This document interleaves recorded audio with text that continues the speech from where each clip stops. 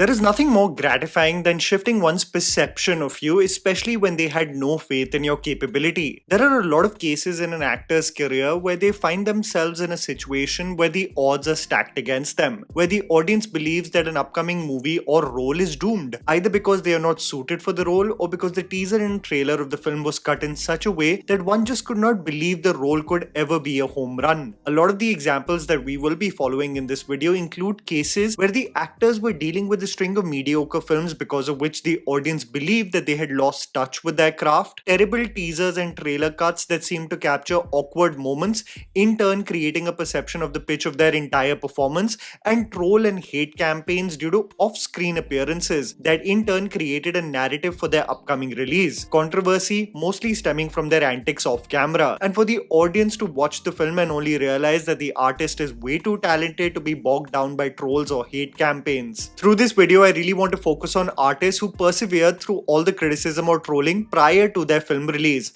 either by absolutely killing it in their roles or through box office success that many had deemed fit would be impossible to achieve. So here is Tried and Refused Productions with 10 Bollywood performances that defeated trolls and hate campaigns. Rajkummar Rao and Srikanth. I absolutely hated the discussion around Rajkummar Rao and Srikanth, an actor that has such an impressive filmography, one of the few actors classically trained, an outsider having made it so big in a rather incestuous and closed-off industry, and one who still challenges himself with a variety of roles, and one has transformed the discussion around the talented actor just to be of his physical appearance prior to Srikanth releasing. We talk about body shaming and putting actors in a micro lens and how this may have deep psychological impact on them, but we don't think twice before highlighting their physical flaws and simply making a mockery out of them for social media engagement. Everything about Srikanth became less about the performance and more about how Raj looks, and I feel the same discussions talking about someone's physical appearance would have been condemned had it been a more mainstream actor. Rajkumar was exceptional in Srikanth, a wicked sense of humor, a cheeky smile, effortlessly bright and talented. When you see how Raj performed in the film and compare it to how Srikanth is in real life, it truly was a spitting image, especially in his dialogue delivery and muscle movement. The movie also went on to become an above-average grosser despite its niche themes, and I believe Raj is an actor who often is disrespected, not realizing he may be one of the most versatile, actively working actors in the Hindi film industry. On one picture in 14 years, you have never seen an image like this. On one picture, you just want to create this hoopla. Yeah. I said, fine, because maybe people, you want those views and you want your likes. Fine, it doesn't bother me. Because I know eventually it's the work people will talk about. The troll campaign that he experienced, I believe, was really uncalled for. Hrithik, Roshan and Super 30. This is an extremely contentious role to speak about because people are split about what they feel about Hrithik Roshan's performance in this film. The criticism that still stands strong and true for Hrithik's role is the performative Bihari accent that he sported, clearly being a sign of someone who may be enunciating a little too much for a man born and brought up in the state, and the clear case of brown face that made our Greek god look like a man who is sweating it out in the scorching sun to make ends meet. The criticism that was leveled at Super 30 and specifically Hrithik Roshan was ruthless. He was trolled for being the choice to play Anand Kumar, and Anand Kumar himself, who played an active part in promoting the film, was constantly questioned on the legitimacy of his claims regarding Super 30. रामानौज institute आप चलाते हैं, जो coaching classes चलाते हैं, आप ये आरोप है कि स्टूडेंट्स को आप वहां पर भाई आप तो केवल आरोप की बात कर रहे हैं, कभी-कभी बिल्कुल. Honestly, going back to see the interaction with him and Rajiv Masand on CNN IBN, it is so uncomfortable to see the absolute investigative manner in which the journalist doubts, second guesses, and refutes claims of not only Kumar's contribution in the education space, but also the choice of Hrithik to play him on the big screen. कि मेरा जो acting करे वो चेहरा मिल जाए, वही actor हो जाए, तो जरूरी नहीं है। हमारे स्वरूप में ढालने का जो प्रयास है वो बहुत बढ़िया है। पर क्या दूसरे एक्टर नहीं मिल सकते?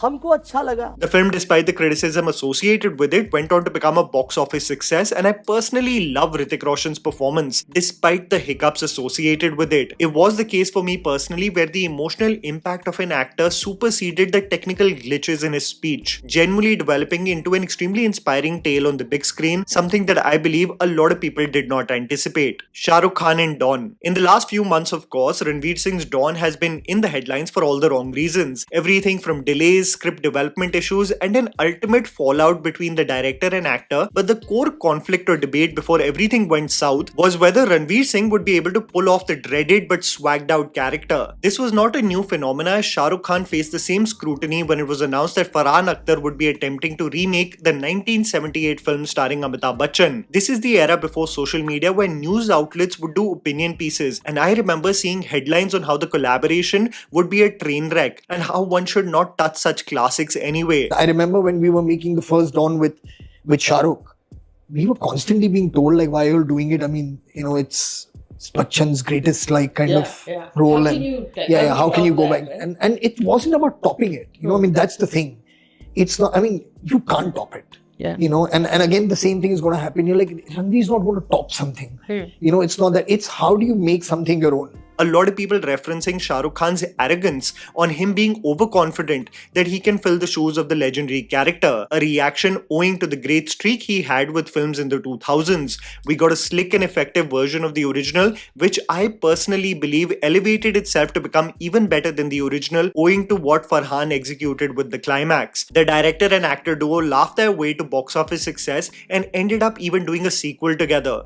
A lot of people felt that the collaboration was destined to fail owing to how legendary the original was. Mouni Roy and Brahmastra. The atmosphere around 4 years ago with respect to the Hindi film industry was extremely toxic. The boycott Bollywood movement was at its passionate and uncontrollable self. The movies releasing from Hindi cinema were failing consistently, and with a massive project like Brahmastra finally releasing after years of delays, all the eyes were on this movie, many wanting it to crash and burn. After the first trailer had dropped, there was an entire controversy on how Ranbir Kapoor as Shiva can step inside a pandal with shoes on. The antagonist played by Mouni Roy was immediately compared to being a Sasta Wanda. She was constantly referenced as Nagin, mocked for finally being given a break with a meaty role in a mainstream Bollywood movie. While the quality of the movie is debatable, having dumbed down a high-concept sci-fi film with elements of ancient Indian history, so much so that it even made children cringe at the dialogues, Mouni Roy as Junoon, in my personal opinion, absolutely killed it as the determined and powerful servant to her master, absolutely surrendering to the villain trope, and we saw a worthy antagonist in an otherwise sloppy film. I don't know about validation, but it feels really good, and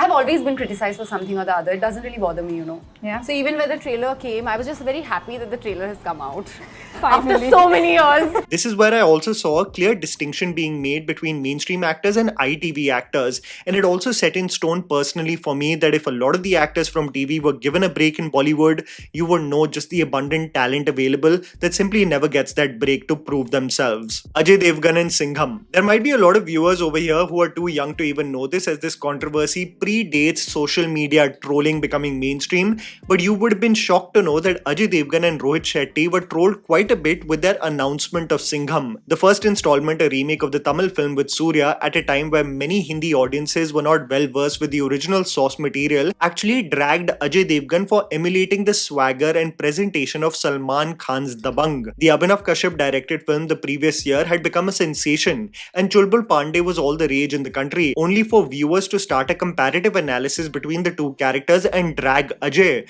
for mimicking the iconic cop role from the trailer but paling in comparison. Ajay Devgn was presented with six-pack abs, the fittest he has ever looked in his career, also drawing comparisons with Salman Khan and the chiseled abs he would flaunt in action scenes. The trolling had become so heated that Salman himself went out of his way to praise Ajay Devgn and his physique, and Rohit Shetty and Ajay Devgn had to clarify that the movie had no parallels with Dabangg. The movie went on to become a huge hit, and Inspector Bajirao Singham featured in multiple movies, spawning a cop universe that generated hundreds of crores. Alia Bhatt and Gangubai Kathiawadi. The absolute vitriol prior to the release of the movie was wild. The narrative ranged from why we are portraying morally ambiguous characters such as Gangubai to Alia Bhatt not suiting the role of the real-life figure. An individual sold at the age of 16 years old, abused, tortured, and incessantly showcased to work for the cause of workers to have the same opportunities in society that other people have is hardly whitewashing in my eyes. It actually presents an argument that is relevant even today. Alia was dragged for not being suitable in the role. Elder actors like Tabu and Vidya Balan would fit better floated around, but was also misplaced as the movie chronicles the life of the character from the age of 16 to her late 20s. Ideal for the age demographic of Bhatt, the movie went on to become a decent success at the box office, especially at the height of the boycott Bollywood movement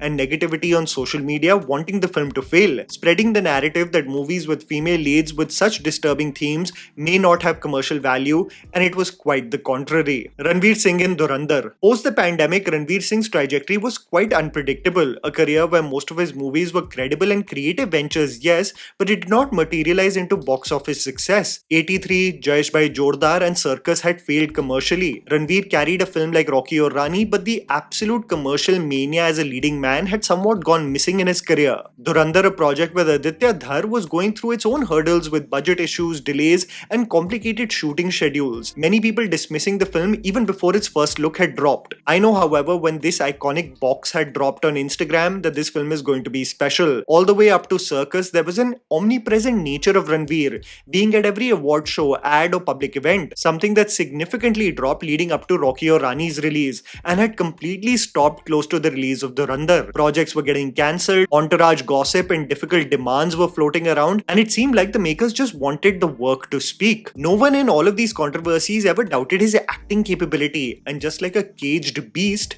he was let loose. Just a few days prior to Dhurandhar releasing, Ranveer ended up mocking Devas in an attempt to appreciate what Rishabh Shetty had done in Kantara. Social media trolling commenced. The same Dhurandhar fans of today who hold this film in such high regard as a badge of honor trolled it incessantly as a movie that was destined to fail, only for true film fans to notice that this film was an absolutely slick, efficient and entertaining spy film, at least the first one. A movie in which Ranveer shined as he does in most movies, and the movie ended up being one of the biggest hits from Bollywood. Ranveer the artist was never doubted, but he became, for a few months at least, a PR nightmare to deal with. The movie, however, made everyone realize that some projects are absolutely troll-proof. Rashmika, Mandanna in Animal. I will never forget the massive manner in which Rashmika was trolled for her dialogue delivery, especially when the trailer of the film had dropped. Rashmika was dragged for her delivery, how it was tough to decipher what she was saying, and trolled further for her accent. I stand by this, and I said this with full chest even in my spoiler-filled discussion regarding the film, but Rashmika absolutely killed it in the role, something for which she still does not get enough credit. Rashmika absolutely shines in the argument with Ranveer. She is absolutely raw and emotionally naked in confronting Ranveer, who has this weird logic to defend his cheating. I said this too, that it reminded me of the scene between Julia Roberts and Clive Owen in the film Closer, and how they get into these ugly details of infidelity. I did the 9-minute long scene and everyone on set liked it, but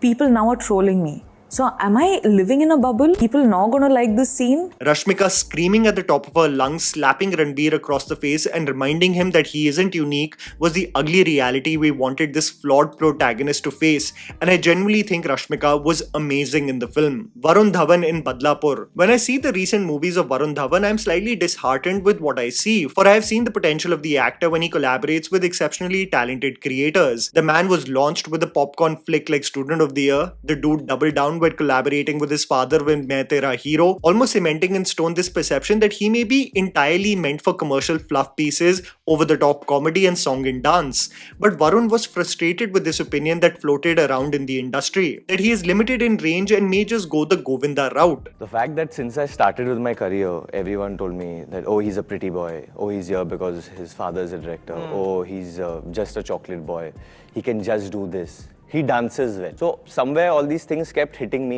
and now like chal hata abhi. Many people would have assumed I would have mentioned Border 2 in this video, an obvious case of brutal trolling Varun received, but I was not particularly a fan of his performance either in the film. To refresh your memory, this wasn't a case of internet trolling, but was the belief that Dhawan can't pull off anything dramatic or that requires range. When it was announced that Varun would be collaborating with Sriram Raghavan in a dark thriller, nobody expected for these two worlds to meet in the first place, leave aside it actually being convincing. Sriram Raghavan often communicated on how he never envisioned this collaboration to work, but was drawn towards Varun's sincerity to work hard. The film not only went on to do commercially well, but showcased a side of Varun's acting ability that completely shocked everyone. A performance that I believe still to this day is his finest. Kangana Ranaut in Emergency. I think a lot of people were assuming this to be just a hate-filled propaganda film that Kangana had made to satisfy staunch BJP supporters, and it's far from it. That's what's slightly funny is that the film actually is a nuanced portrayal of an individual who is extremely polarizing, as films based on real people should be. An individual with various facets versus a hero or villain that two ends of the political spectrum would love for social media clout and engagement. लोग हैं जो सुनने को ही तैयार नहीं है बिल्कुल भी.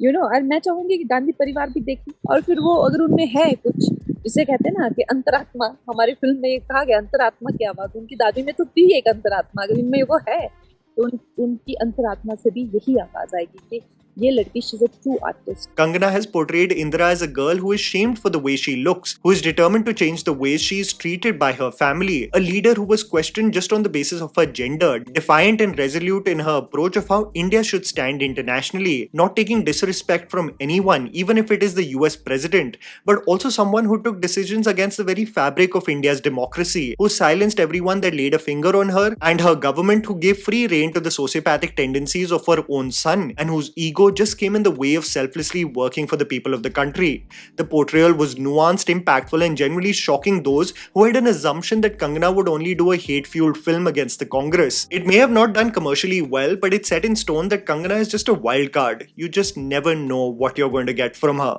And that was the video, guys. Write down in the comments below which are the performances according to you that superseded all the trolling and hate campaigns. Please don't forget to follow me on Instagram. The handles are right in front of you. Follow me at JammyPants4. Also, please support us by smashing the like button and subscribing to our channel for weekly content ahead. Thank you for watching.